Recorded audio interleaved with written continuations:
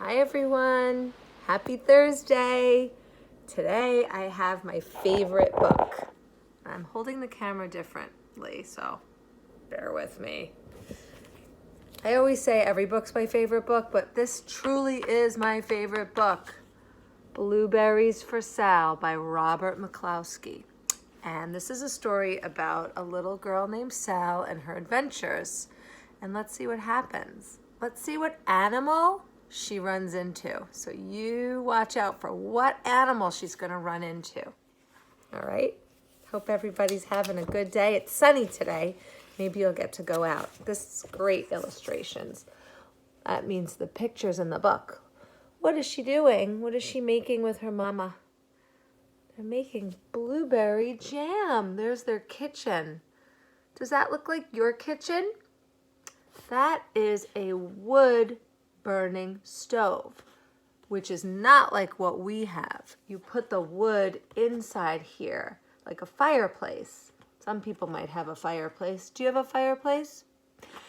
And heats up the stove. So you cook the food. Now our stove is either electric, which you plug in, like mine, or gas, which comes in a pipe under the ground.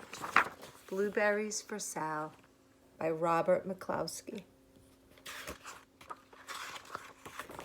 I'm going to read the story and I'm going to try to show you the pictures at the same time.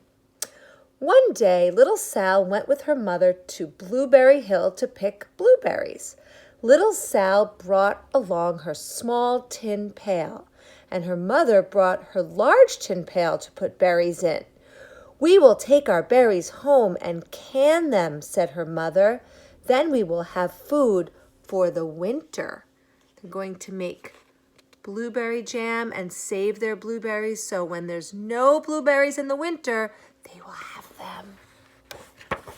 Her mother walked slowly through the bushes, picking blueberries as she went, putting them in her pail.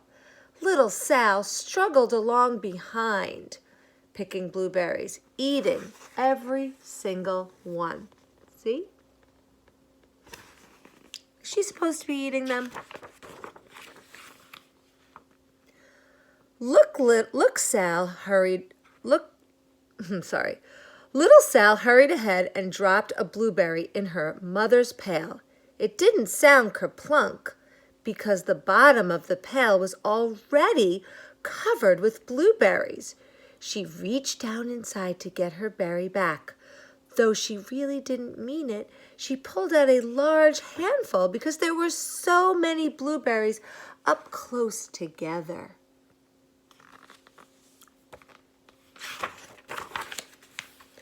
Her mother stopped picking and said, "Now, Sal, you run along and pick your own berries. Mother wants to take her berries home and can them for the winter."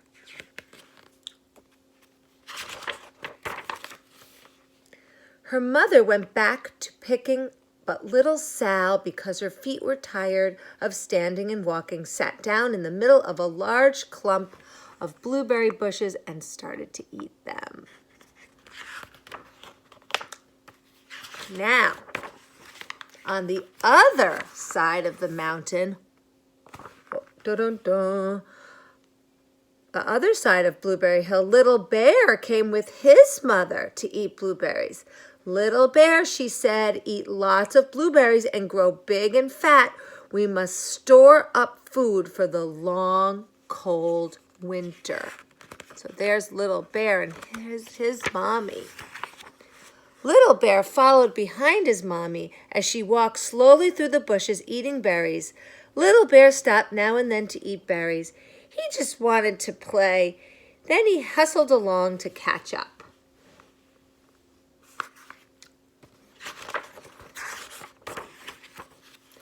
Because of his feet, they were very tired of hustling. He picked out a large clump of bushes and sat down right in the middle and ate blueberries.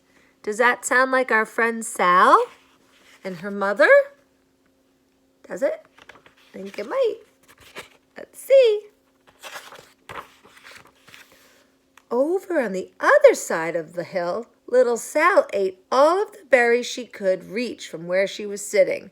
and then she went to find her mother. Silly mother left her alone. She heard a noise from around the rock and thought, "That's my mother walking." Do you think it's going to be her mother? But it was just a mother crow and her children, and they stopped eating berries and flew away, saying, "Caw, caw, caw." Then she heard another noise in the bushes and thought, "That surely is my mother." Let's see who it is. Who is it? But it was Little Bear's mother. She was tramping along eating berries and thinking about storing up for the winter. Little Sal tramped right behind her. By the time Little Bear had eaten all the berries he could reach without moving from his clump of bushes, he hunted and hunted for his mother, and she was nowhere to be found. He heard a noise from over the stump and thought, "That must be my mother." So Little Bear and Sal are looking for their mothers.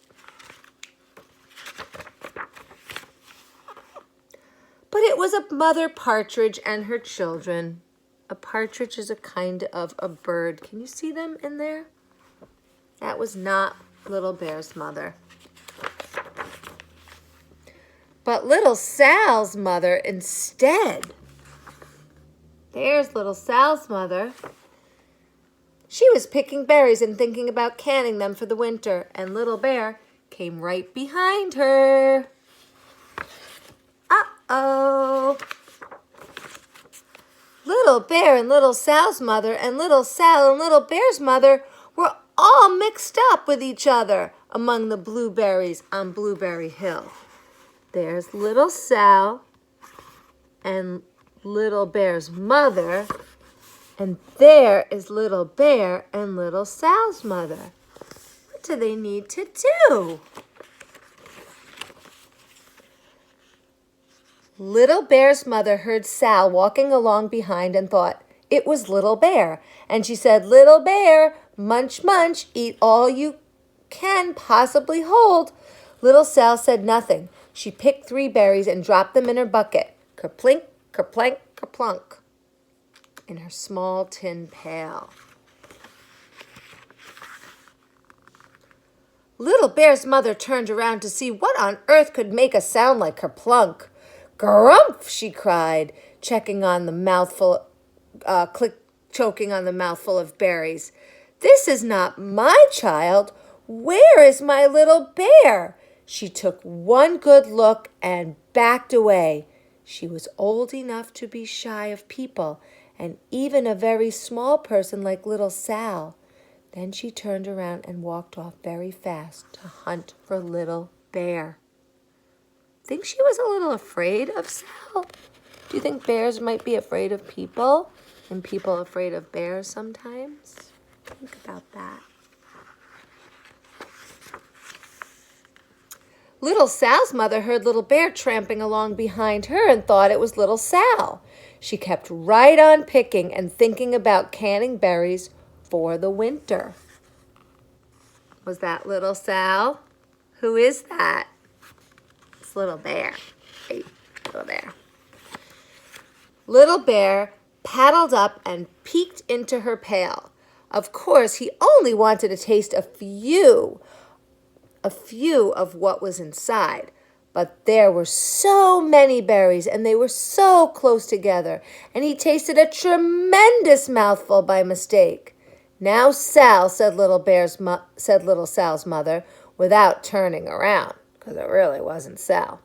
"You run along and pick your own berries. Mother wants to can these for next winter." Little Bear tasted another tremendous mouthful. What's tremendous mean? Big. It means really big.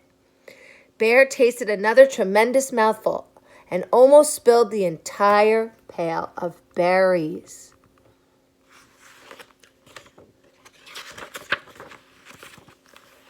Little Sal's mother turned around and gasped, "My goodness, you're not little Sal. Where, oh, where is my child?" Little Bear just sat and munched and swallowed. Little Sal's mother slowly backed away.